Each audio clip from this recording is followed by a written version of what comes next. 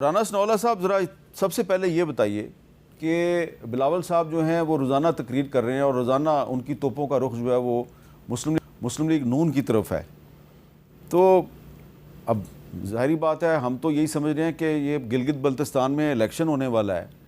تو یہ جو الیکشن ہونے والا ہے تو کیا اس میں کوئی مسلم لیگ نون کلین سویپ کر رہی ہے جس کی وجہ سے بلاول صاحب کا لہجہ بڑا سخت ہے؟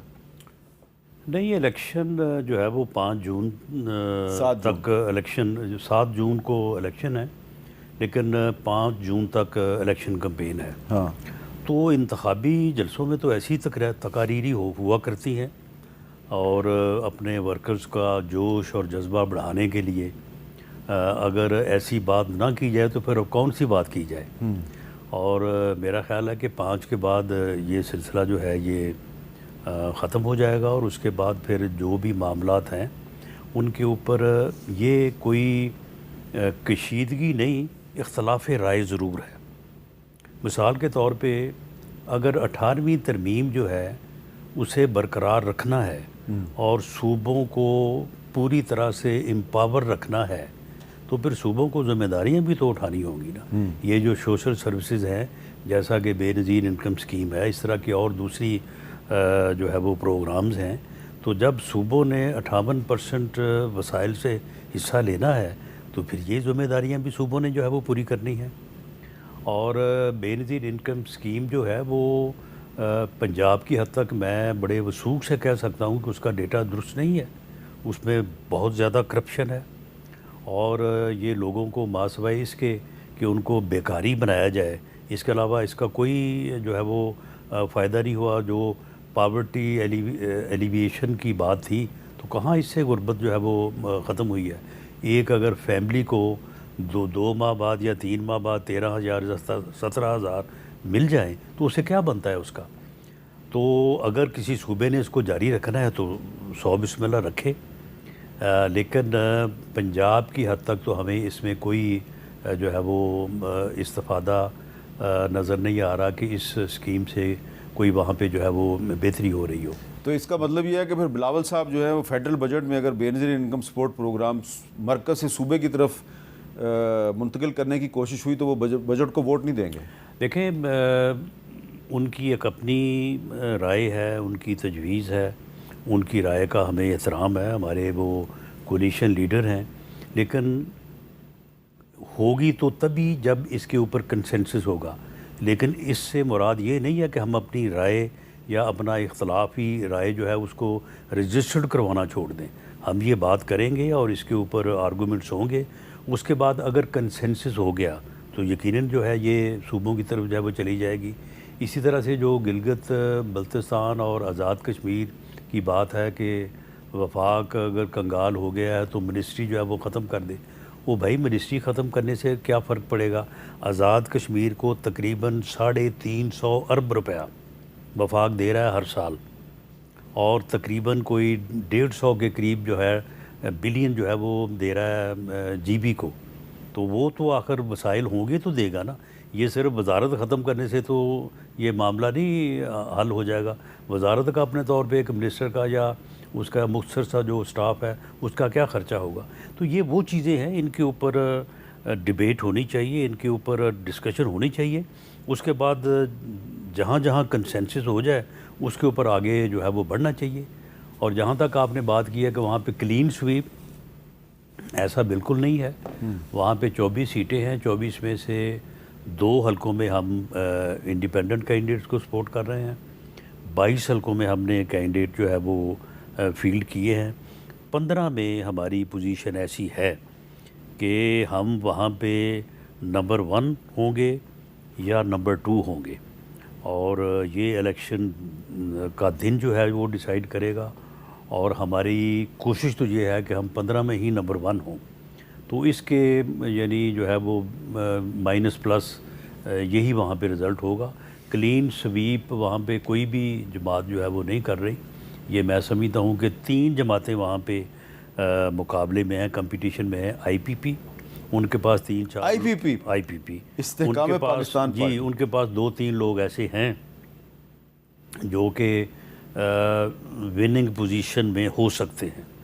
اور اس کے علاوہ پیپلز پارٹی ہے, PMLN ہے, اور ہماری جو PTI کے بھائی ایسے خام خواہ پریشان ہوئے ہیں, یہ وہاں پہ کسی حلقے میں بھی ان کمپٹیشن ہی نہیں ہے. ان کمپٹیشن ہی نہیں. نا بالکل, یہ صرف خبر بنانے کے لیے وہاں پہ جا رہے ہیں, تو یہ تو کسی حلقے میں بھی کمپٹیشن میں نہیں. جی عامر ڈوگر صاحب, آپ تو گلگت بلتستان میں بقول رانا ثناء اللہ صاحب کہ آپ تو کمپٹیشن میں ہی نہیں ہیں. جو رزلٹ آئے گا, جو رزلٹ انہوں نے بنانا ہے, جو 8 فروری کو رزلٹ بنایا تھا, اس کے مطابق تو رانا صاحب کی بات بالکل درست ہے.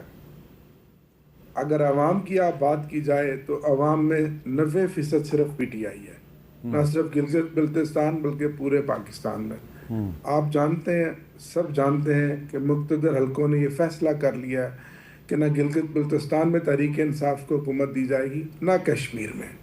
اور پاکستان میں جو حالات ہیں تحریک انصاف کے ساتھ, وہ سب آپ کے سامنے ہیں. یہ الیکشن تو ایک دکھاوا ہے, ایک مذاق ہے, یعنی کہ عوام کے ووٹوں کے ساتھ اس سے بڑا ڈاکہ کیا ہو سکتا ہے کہ 1 کروڑوں روپیہ, اربوں روپیہ خرچ کیا جا رہا ہے. سب جانتے ہیں کہ رات کو جب اندھیرا ہوگا تو رزلٹ کیا آئے گا اور کیسے آئے گا. کہ PTI کی لیڈرشپ جائے کیمپین کرنے تو ان کو روک دیا جاتا ہے, صبح بدر کر دیا جاتا ہے, ان کے اوپر حرام ہے الیکشن کیمپین. PMLN کی لیڈرشپ جائے تو ان کو ریڈ کارپٹ لگا کر پروٹوکول دیا جاتا ہے. پیپلز پارٹی کی لیڈرشپ جائے تو ان کو ریڈ کارپٹ لگا کر پروٹوکول دیا جاتا ہے. پوری جو نگران حکومت ہے ان کے آگے پیچھے ہے, اور جو ملک کی سب سے بڑی جماعت ہے, نہ ان کو وہاں ان کا نشان دیا جاتا, نہ وہاں پارٹی کا جھنڈا لگانے دیا جاتا, بلکہ آج تک تقریباً سینکڑوں مقدمات ہیں جو 3 MPO کے تحت وہاں درج کیے گئے ہیں, جو الیکٹیبل تھے, جو ہمارے پوٹینشیل کینڈیڈیٹس تھے. ان کو آپ جانتے ہیں کہ پریس کانفرنسیں کروائی گئیں, ان سے کاغذ لیے گئے, ان کو گھروں میں بٹھایا گیا, ان پہ مقدمات درج کیے گئے, ان سے پارٹی چھڑوائی گئی. اس طرح کا ماحول تو پاکستان نے کبھی بھی نہیں دیکھا تھا. گلگت بلتستان کی ایک بڑی خاص انٹرنیشنلی ویلیو ہے, بڑی حساسیت ہے. کل کو جب اقوام متحدہ کی قرارداد کے مطابق انشاءاللہ جب بھی فیصلہ ہونا ہے, ریفرینڈم ہونا ہے, تو GB کا بڑا اہم رول ہے. اور ساتھ اب آگے کشمیر ہے. انٹرنیشنل میڈیا میں, انٹرنیشنل دنیا میں ہم اپنا مقدمہ خراب کر رہے ہیں گلگت بلتستان میں اس طرح کا بھونڈا سا الیکشن کروا کے, اور اس الیکشن میں اچھا ڈوگر صاحب, عوام کا اعتماد کو مجروح کر رہے ہیں, ڈوگر صاحب جو جمہوریت کے ساتھ مذاق کر رہے ہیں. سوال یہ ہے کہ یہاں پہ میں ایک بات ڈوگر صاحب صاحب ٹھیک ہے جو اپنا موقف وہ پیش کر رہے ہیں. GB میں الیکشن فری, فیئر اور کریڈیبل الیکشن ہوں گے. اچھا, یہ بالکل وہاں پہ میڈیا بھی موجود ہے, لیکن انہی جماعتوں کے مابین ہوں گے جو الیکشن میں حصہ لے رہی ہیں. تحریک انصاف حصہ نہیں لے PTI تو رہی, وہاں پہ موجود ہی نہیں ہے, یا اس کو PTI جو ہے یہ آؤٹ آف سسٹم ہے. نہیں, الیکشن کمیشن نے آؤٹ آف سسٹم کیا نا. نہیں بہرحال یعنی PTI وہاں الیکشن میں موجود نہیں ہے. اچھا ڈوگر صاحب یہ ذرا بتائیں نا کہ PTI جو ہے وہ گلگت بلتستان میں الیکشن میں کیوں نہیں, کمپین تو چل رہی ہے, وہاں پہ برسٹر گور صاحب بھی ہیں, شاہد خٹک صاحب کو بھی میں نے دیکھا, اور بھی آپ کے بہت سے رہنما ہیں, تو وہ کس کی کمپین چلا رہے ہیں؟ اگر سر فری اینڈ فیئر الیکشن تو ایسا ہی ہے جیسے رانا صاحب ابھی بلاول بھٹو کی تقریروں کا حوالہ دے رہے تھے کہ 7 جون سے پہلے وہی تقریریں کریں گے, وہ تو ویسے ہی فری اینڈ فیئر الیکشن ہے. ظاہر ہے آپ کے پروگرام میں بیٹھے انہوں نے یہی بات کرنی ہے. جہاں گراؤنڈ ریئلٹی ہے, آپ خود جانتے ہیں, آپ نے ساری زندگی گراؤنڈ پہ جا کے چیزوں کو کور کیا, وہ اس کے برعکس ہے. برسٹر گور صاحب کو بھی بڑے مخصوص ایریاز میں, چند ایک ریلیوں میں, چند ایک کارنر میٹنگ میں اجازت دی گئی ہے, اس کے علاوہ کوئی اجازت نہیں ہے. ہاں یہ بات رانا صاحب کی بالکل ٹھیک ہے کہ PTI سسٹم میں نہیں ہے. جس دن PTI سسٹم میں ہوگی پھر سب کچھ بلے بلے ہوگا, سب ہرا ہو رہا گا, سب گرین ہوگا. اس وقت تو PTI کے لیے سسٹم نے ریڈ لائن لگائی ہوئی ہے, لیکن عوام میں ریڈ لائن کبھی بھی نہیں ہو سکتی. عوام میں آج بھی PTI ہے اور عمران خان ہے, سب جانتے ہیں, پوری دنیا جانتی ہے.